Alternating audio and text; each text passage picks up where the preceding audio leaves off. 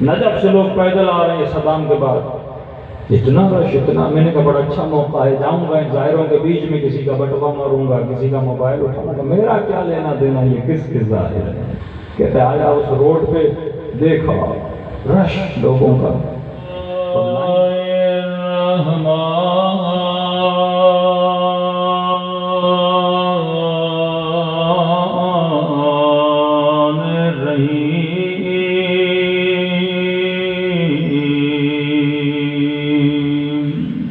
یہ جذبہ کہاں سے آتا ہے کسی انسان کے بعد؟ وہی انسان ہے بندہ پاکستان میں ہو تو 4 فٹ پیدل چلنے کے لیے تیار نہیں ہے، گاڑی میں بیٹھے گا، گاڑی سے اترے گا، کون چلے پیدل؟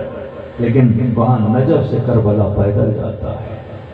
یہ جذبہ کہاں سے ملتا ہے؟ یہ وجود میں بدلاؤ کہاں سے آیا؟ یہ سوچ کیسے بدلی؟ یہ صفت کیسے بدلی کہ پہلے آپ پانی پیجئے، پہلے آپ کھانا کھائیے، کپڑے دیجئے، کپڑے دھوئیں گے، تھکے ہوئے ہوں میں تمہارے پاؤں دباتا ہوں۔ اب یہ جذبہ کیوں نہیں کہ لوگ سیلاب میں در گھوم رہے ہیں اور مر رہے ہیں؟ لوگ اسلام آباد، کراچی سکون سے بیٹھے ہوئے ہیں، کوئی پرواہ نہیں، غریب نے کھانا کھایا کہ نہیں، لباس ہے کہ نہیں، چھت ہے کہ نہیں، کوئی پرواہ نہیں۔ لیکن یہی لوگ جب کربلا جاتے ہیں بدل جاتے ہیں۔ مطلب کربلا 40 انسان کو رنگ حسین میں ڈھال دیتا ہے۔ علماء فرماتے ہیں 40 حکومت امام زمانہ کی ایک جھلک ہے، غور کرنا۔ 40 میں جو مزاج دیکھ رہے ہو، جب امام کا ظہور ہوگا تو پوری دنیا کے لوگوں کا مزاج ایسا بن جائے گا۔ کربلا 2 آئینوں کا نام ہے، ایک آئینہ کرامت انسانی کو بیان کر رہا ہے، ایک آئینہ ذلت انسانی کو بیان کر رہا ہے۔ کئی واقعات ہیں اہل بیت علیہ السلام کی کرامت، لیکن یہ واقعات سنیے رب کے مصیبت کے لیے۔ فرماتے ہیں کہ چند ایرانی زائر جب اربعین پہ گئے تو ہر بندہ کہہ رہا تھا آپ میرے گھر آئیے اور آ کر کھانا کھائیے، ہم آپ کے کپڑے دھوئیں، ہم آپ کے پاؤں دبائیں۔ کہہ رہے ہمیں پہنچنا تھا بہت جلدی کربلا، تو ہم سب سے معذرت کر رہے تھے۔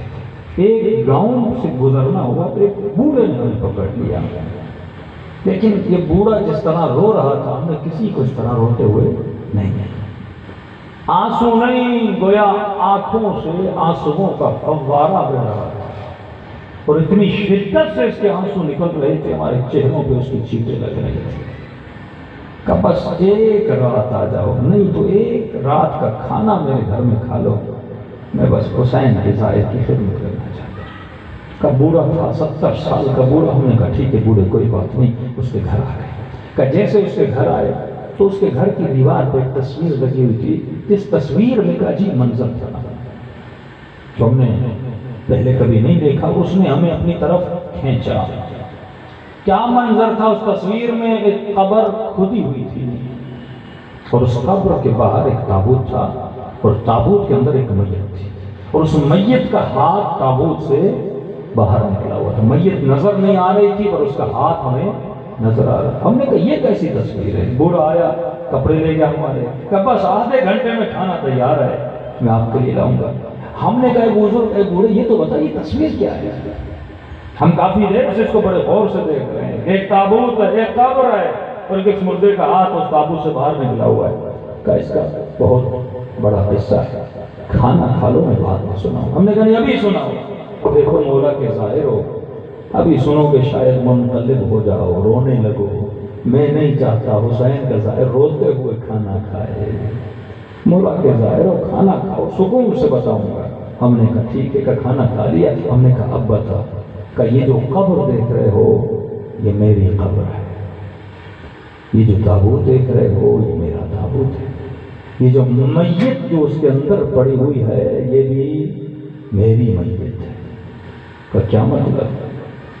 کہ ایسے نہیں دیکھو میں تمہارے سامنے بیٹھا ہوں، میں حسین کی دعا سے زندہ ہوا ہوں، مر گیا تھا۔ کہ بوڑھے بتا تو صحیح کیا کہنا چاہتے ہو؟ کہ اس گاؤں کا سب سے بڑا فاسق، فاجر، گنہگار، بدکار میں شخص تھا، اس پورے گاؤں سے پوچھ لو، مجھ سے بڑا فاسق اس گاؤں میں کوئی رہتا نہیں۔ میرا نہ حسین سے لینا نہ دینا، میرا کام چوری کرنا، ڈاکے ڈالنا، فسق و فجور، مجھے نہیں یاد زندگی میں وہ کون سا گناہ ہے جو میں نے نہ کیا ہو۔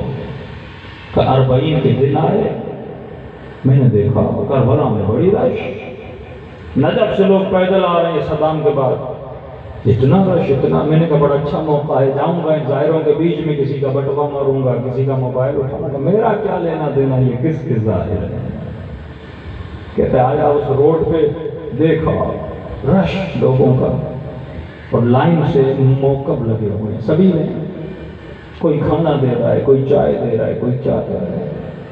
میں نے کہا عجیب لوگ ہیں، اتنی خدمت، وہ بھی فری میں، کوئی چائے کوئی کھانے، اور منتیں کر رہے ہیں کوئی کھا لے۔ دنیا میں ایسا دیکھا ہے کہ انسان کا مزاج ایسا بن جائے کہ سارے سخی بن جائیں علی کی طرح۔ سخاوت علوی 40 میں جھلکتی ہوئی نظر آتی ہے، کرامت حلوہ، صفات خدا بندی 40 میں آپ کو نظر آتی ہیں۔ انسان کا وجود کرامت کے اوج پہ پہنچتا ہے 6-7 دنوں میں، یہ جھلک ہے حکومت امام زمانہ کی۔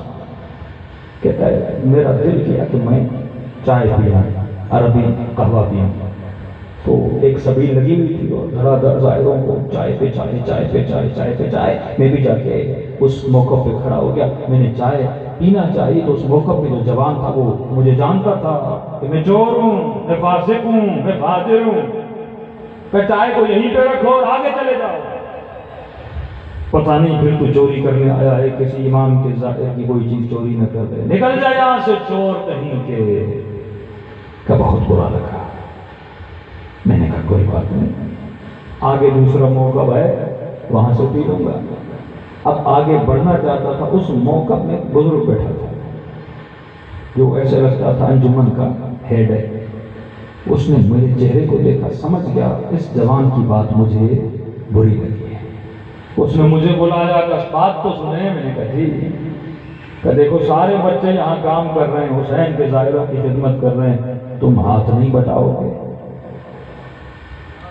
میں سمجھ نہیں آ رہی اس کو کیا جواب دوں۔ میں نے کہا کیا کروں بتائیے، جو بھی کام ہو میں کرنے کے لیے تیار ہوں۔ میں نے تو نہ نہیں بولا، میں بھی تو اسی گاؤں کا ہوں۔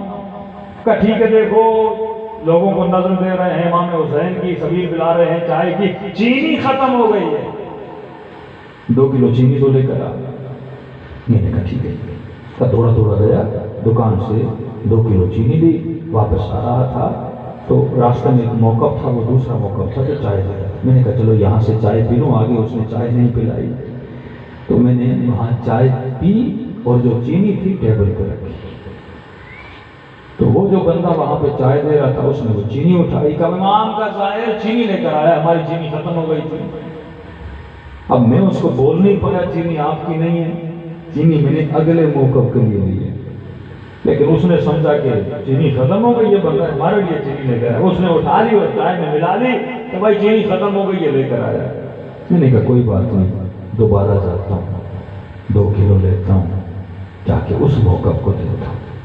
اب کہتا ہے جب چینی لینے جا رہا تھا، قضاء الہی پوچھ کے نہیں آئی تھی، موت کب آئے کس کو کیا کیا تھا، بیٹھے بیٹھے آ جاتی ہے، چلتے چلتے آ جاتی ہے۔ کہ جیسے 2 کلو چینی لینے جا رہا تھا، اچانک سینے میں تکلیف ہوئی اور میں زمین پہ گر پڑا۔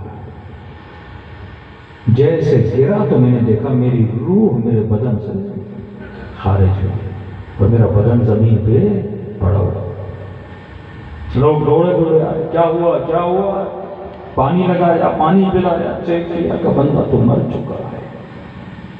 کون ہے پتا چلا، میرے گھر سے کچھ لوگ آئے، میرا جنازہ لے کر گئے، سارا منظر دیکھ کر مجھے لگ رہا تھا خواب ہے۔ غسل دیا میں نے دیکھا، کفن دیا میں نے دیکھا، جنازہ اٹھانے کے لیے کوئی تیار نہیں تھا کیونکہ میں سب سے بڑا فاسق تھا۔ مشکل سے 4 لوگوں نے مجھے کندھا دیا، قبرستان میں قبر کھودی، بالکل اس تصویر کی طرح اس قبر کے ساتھ میرے تابوت کو رکھا گیا۔ میں نے کہا بس اب تیرا کام تمام ہو گیا، اب واپسی کا کوئی چانس نہیں ہے، تو سچ مچ مر چکا ہے۔ کہا کہ بس جنازہ اتارنے کی دیر تھی، اتنے میں نے دیکھا وہ عذاب کے فرشتے ہاتھ میں گرز ہوئے، عجیب سی ہیبت ان کے وجود میں آئی، بس منتظر تھے مجھے قبر میں اتارا جائے، قبر کا دہانہ بند کیا جائے اور یہ میرے اوپر عذاب کرنا شروع کر دیں۔ کہ ان کو دیکھتا تھا تو ہیبت ہوتی تھی، دیکھنے سے میرے وجود میں خوف آتا تھا، دیکھنے سے میرے وجود میں کپکپاہٹ آتی تھی، اتنا خوف کہ میں جس کو بیان نہیں کر سکتا۔ ان کے چہروں میں خوف، ان کے لہجے میں خوف، ان کی نگاہوں میں خوف، پورا خوف میرے وجود کو جکڑ چکا تھا، اب میں کانپ ہی رہا تھا۔ اتنے میں ایک میٹھی سی آواز میرے پیچھے سے آئی اور اس نے ملائکوں کو مخاطب کیا، اے عذاب کے فرشتوں، میرے دوست کو کیوں ڈرا رہے ہو؟ مڑ کے دیکھا تو کہتا ہے میرا مولا حسین ابن علی تھا۔ کہتا ہے ان میں ہیبت تھی، حسین میں ہیبت نہیں تھی، لیکن عجیب سا غم تھا کہ جیسے جیسے وہ آتے جا رہے تھے ایک غم میرے وجود کو پکڑتا جا رہا تھا۔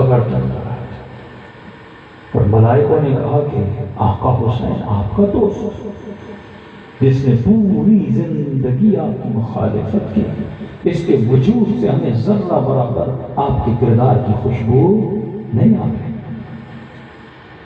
امام نے کہا اگر میرا دوست نہ ہوتا تو میری سبیل پہ 2 کلو چینی نہ دیتا۔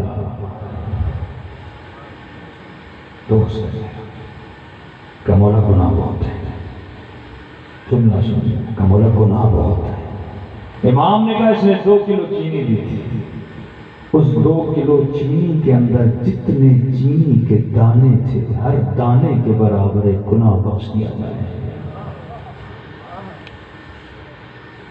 ملائکوں نے کہا مولا حساب ہو گیا، اب بھی اس کے گناہ زیادہ ہیں۔ کہا 2 کلو دی تھی اور 2 کلو لینے کی نیت کی تھی، وہ بھی کم کیے جائیں۔ کہا وہ بھی کم کیے کہ مولا اب بھی زیادہ ہے۔ حسین نے کہا اب جتنی چینی کی ضرورت ہے حسین اپنی جیب سے بھرنے کے لیے تیار ہے۔ کہ مولا جو آپ کا حکم۔ کہ ایک نے کہا حسین نے مجھے دیکھا کہ گناہ تیرے بہت ہیں، ہم تجھے مہلت دیتے ہیں، پلٹ کے جا۔